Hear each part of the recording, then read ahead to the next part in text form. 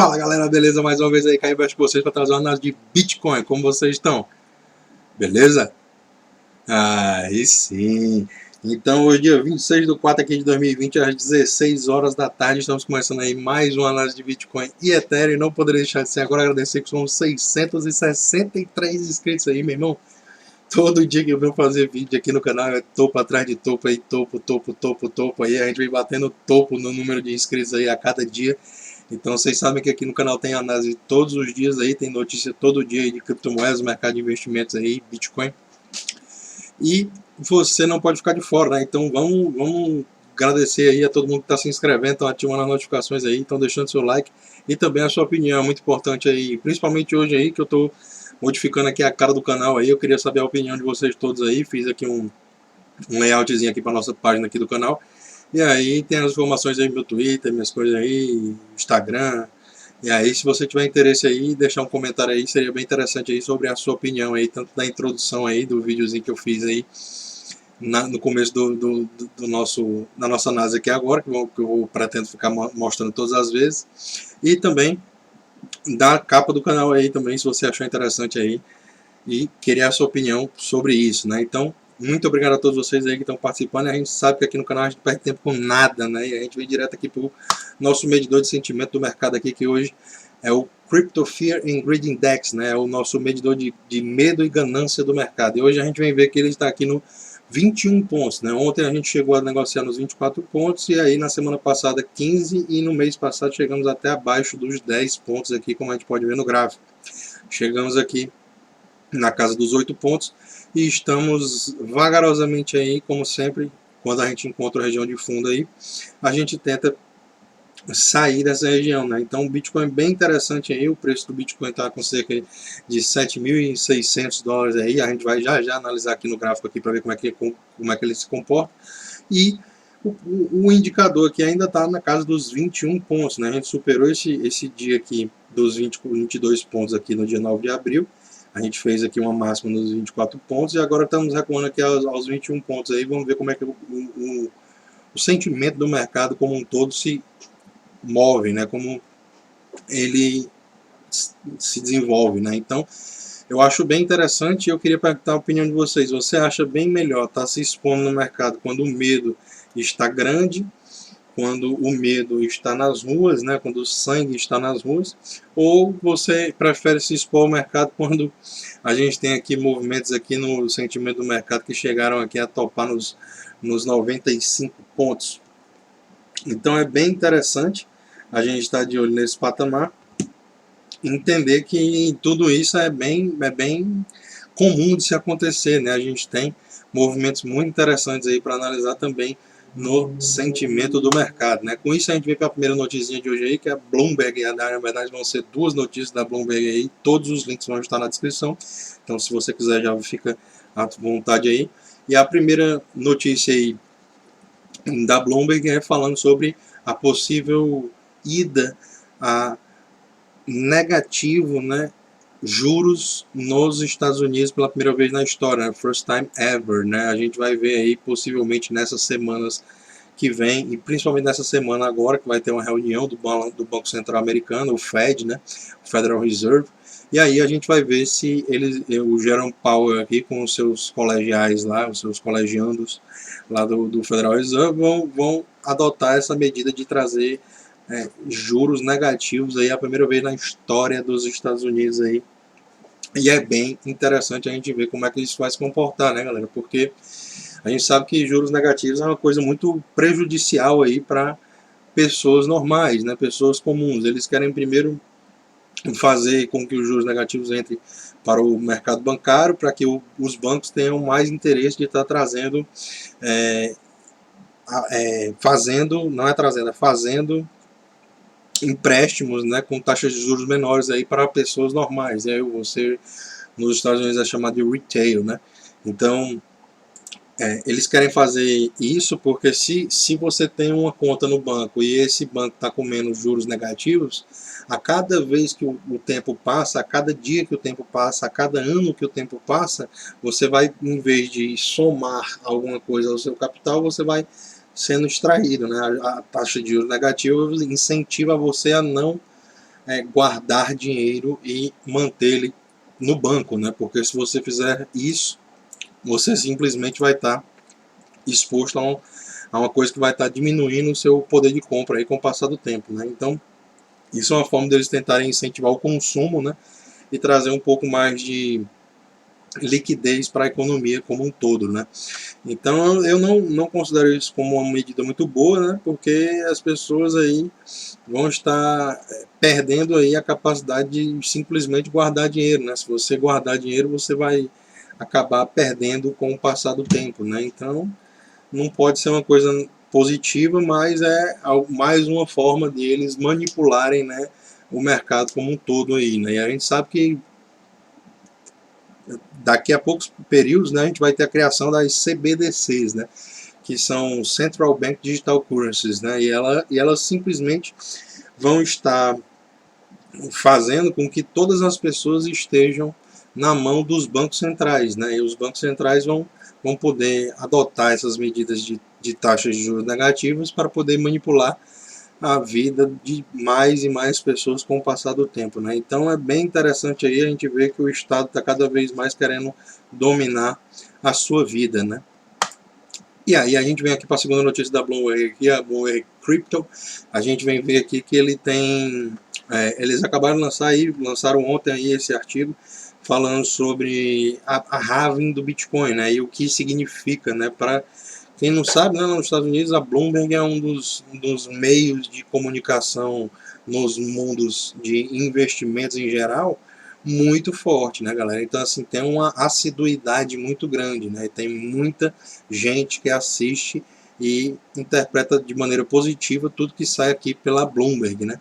Então é muito interessante, achei muito interessante aqui a Bloomberg está fazendo esse artigo aqui falando sobre a halving do Bitcoin, até explica um pouco, até de maneira um pouco mais técnica às vezes, não com tanta técnica que as pessoas não possam entender, mas ele explica que a cada 210 mil blocos a gente tem esse processo da halving acontecendo automaticamente na rede do Bitcoin, né? Eu já cansei de explicar isso para vocês, mas não me canso, porque isso é um processo fundamental para que o Bitcoin mantenha a sua capacidade de servir como reserva de valor, né? Você poder ter a certeza, e aqui ele mostra um gráfico bem interessante sobre os retornos diminuindo, né?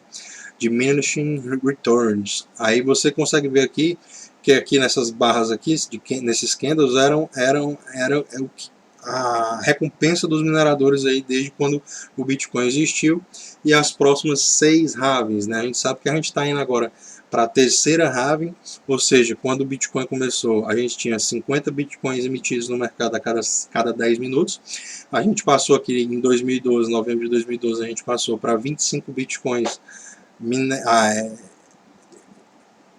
25 bitcoins gerados pela recompensa dos mineradores a cada 10 minutos. E aí, em 2016, a gente chegou no patamar atual, que a gente está aqui com 12,5 bitcoins sendo gerado para os mineradores como recompensa aí por bloco minerado, né? E aí agora em meio de 2020, né, em maio de 2020, a gente vai ter aqui a recompensa do Bitcoin caindo aqui de 12,5 para 6,25, né? Então é bem interessante tudo isso que está acontecendo aí.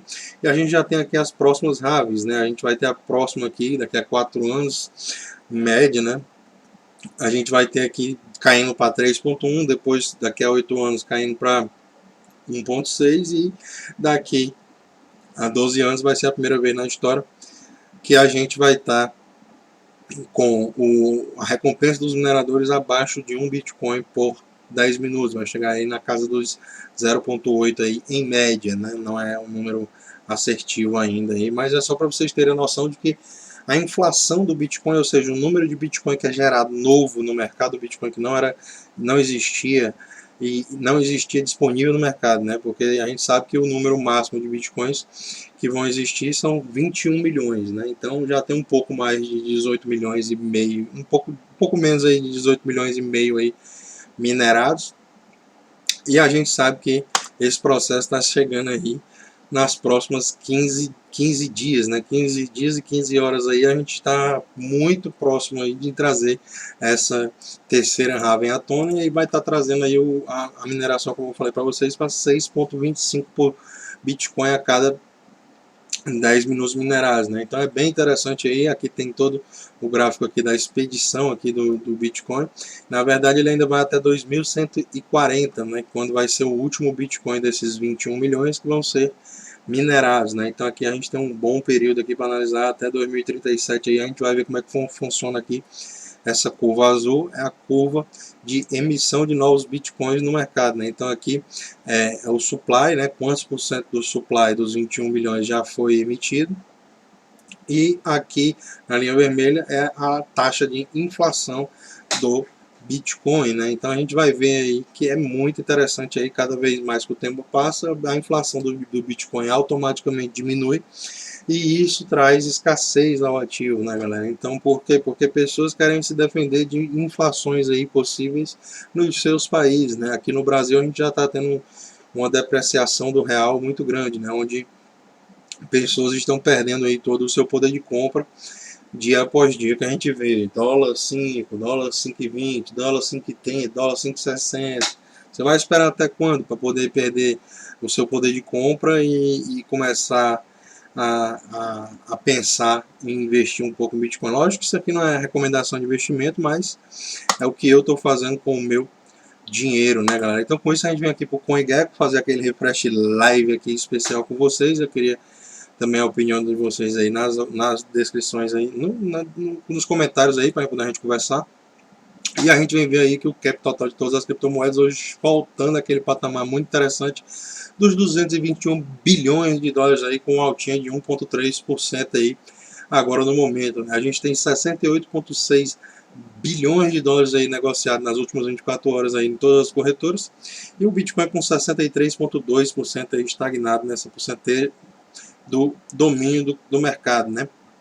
A gente vem ver aí o Ethereum com cerca de 9,76% e o Bitcoin chegando a 7.614 dólares aí no seu preço, com uma alta de 1,1% aí nas últimas 24 horas aí, 139 bilhões no seu cap. O Ethereum com 194,80 cents de dólar, né? E a gente tem aqui uma movimentação positiva também de 0,6% aí, ativos andando de lado aí hoje. E a gente vai ver aí o cap chegando a 21,5 bilhões de dólares aí. Destaque positivo aqui para a Kyber Network, hoje subindo 23,3% aí nos últimos 7 dias, quase 40% aí, 39%. E Synthetics Network 5,6% aí, movimentação de alta hoje também, né? Então interessante demais aí, o portfólio agradece, né, galera? Então com isso a gente vem aqui direto por Bitcoin gráfico, né? O gráfico do Bitcoin aqui diário. Desde junho de 2010 a gente tem que interpretar sempre dessa maneira para ver que o longo prazo ele sempre supera qualquer tipo de variação no curto prazo, né?